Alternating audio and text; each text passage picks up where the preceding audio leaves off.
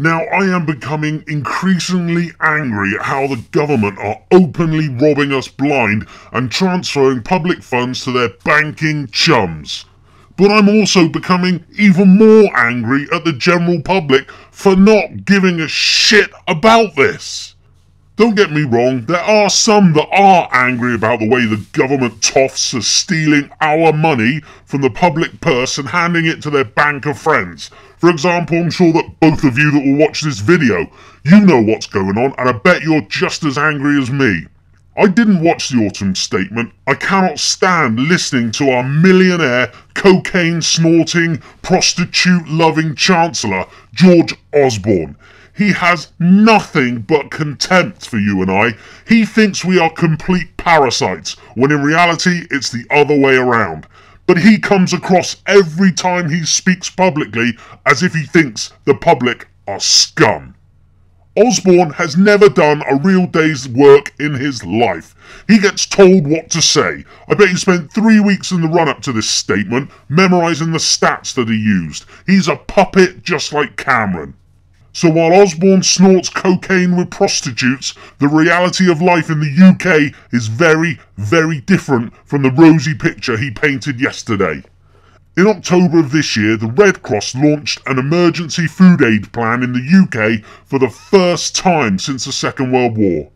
In April 2013, the Trussell Trust published that in the year 2012-13, nearly 350,000 people needed 3-day emergency food bags. This was up from 128,000 the year before and 61,000 in 2010-11. When Labour left power, there were only 41,000 people requiring these emergency 3-day food supplies.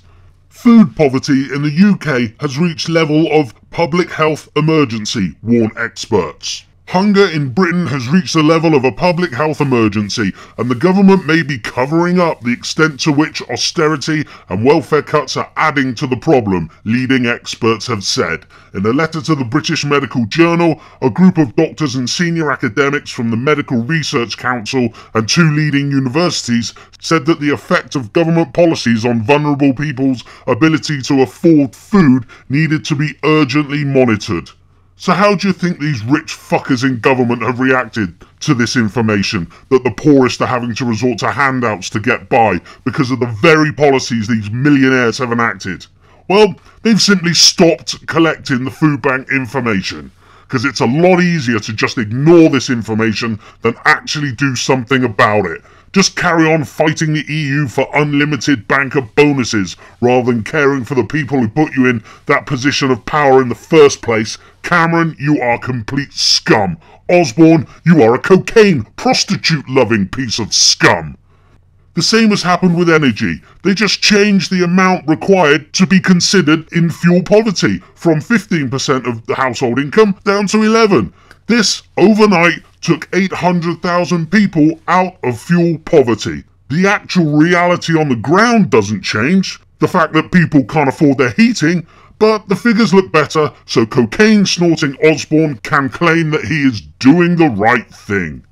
I was watching The People's Voice, that's the new internet-based TV show that doesn't have a David Icke show, he just appears on everybody else's. Does anyone want to talk about freedom? Shall we have a nice cup of tea and have a chat about freedom? Do join my discussion about freedom. I'm Sonia Poulton, and I'll see you tomorrow where we can discuss some freedom some more. How about that? Anyway, I was watching the Richie Allen show. Hello, I'm Richie Allen. I'm going to talk really serious for a couple of hours now. He was interviewing Edwina Currie. During the interview, he said that over 22,000 people in the UK are in danger of dying this winter because of the cost of energy and they can't afford to heat their homes.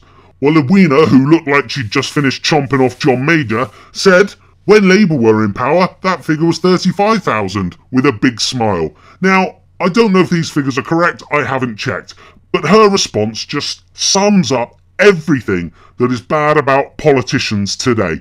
They don't care about the people, they only care about themselves, their careers and their paymasters. They couldn't give a shit if people can't afford to eat, can't afford to heat their property. Whilst the rich are getting richer, the poor aren't only getting poorer, they're now beginning to die. We need a revolution, and we need it now. Haven't we had enough of millionaire politician after millionaire politician ruling us, telling us what's best for us? Haven't we had enough of injustice in this country? When are we going to say enough is enough? When is somebody going to grab this country by the scruff of the neck and do something? Everybody can see that things are going in the wrong direction, but nobody is doing anything about it.